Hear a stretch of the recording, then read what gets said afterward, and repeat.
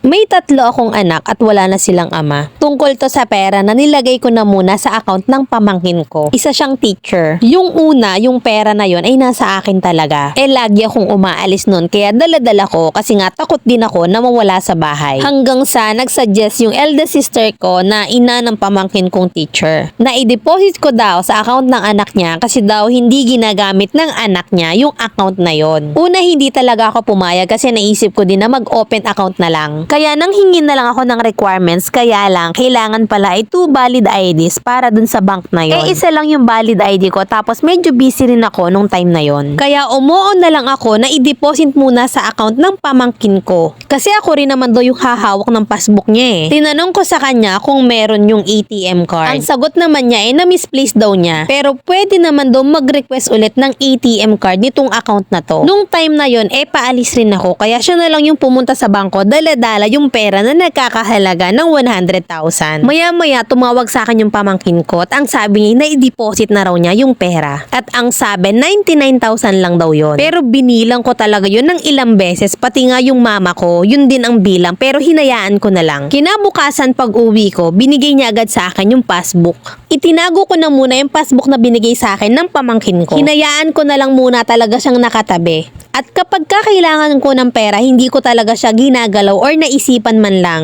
Kahit may time na kailangan ko ng pera, ay humahanap ako ng ibang paraan para hindi talaga mabawasan yung pera na yon. Kasi ipon ko yun para sa anak at sa pamilya ko. Ilang buwan yung lumipas at iba talaga yung instinct ko. Parang may iba sa pakiramdam kaya naisipan kong mag-inquire sa account na yon.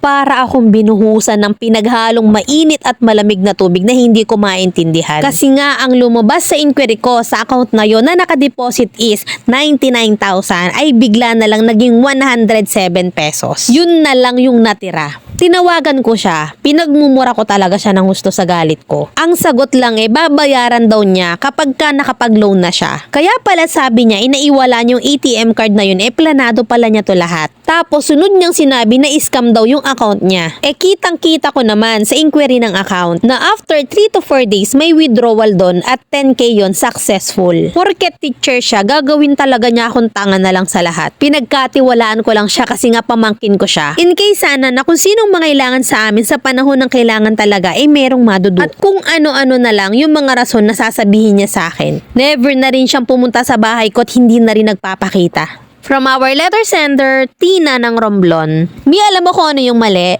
Kasi hindi mo na lang pinagtuunan na munang makapag-open ka ng sarili mong bank account. Pinagkatiwala mo agad sa iba, alam mong pera yon. At talaga namang siya pa yung nag-deposit.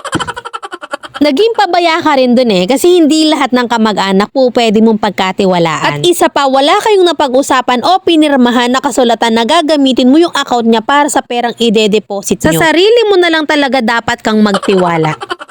At eto naman yung real talk advice ng Mami Lenyo. Kung kaya mo pang magtimpi, magtimpi ka. At kung ayaw mo ng gulo, ganito na muna yung gawin mo. Total sinabi naman niya na maglo-loan siya, diba? Eto yung gawin mo. Gumawa kayo ng kasunduan. Signed by both side of you and a third party. Probably dapat yung nasa kapangyarihan. Yung witness nyo ha. Maganda merong notaryo ng abogado tapos dalhin mo sa barangay. And then kayong dalawa doon dapat may kasunduan. Na kung kailan niya babayaran at kung paano niya babayaran at kung kailan niya babayaran. Para lang meron kang katibayan ng pag-amin na nagalaw niya talaga yung pera mo. Or kaya gamitin mo yung pagiging professional teacher niya. Sa panahon mo ngayon, kahit sarili mong pamilya, kayang-kaya ka na lang ding lokohin. Nakakalungkot man, ganun na talaga yung nangyayari sa ngayon. Aminin natin na may pagkakamali ka rin talaga. Hindi mo rin talaga ganun hinawakan ng mahigpit yung pera. Mas makakapagpatibay kung meron kang conversation sa kanya. Or text, wag mong buburahin yun. Pagdating talaga sa pera, be wise. Abay, mainit yan sa mata ng iba. Nakakasilaw at nakakasilaw talaga yan, lalo na talaga sa mga gipit.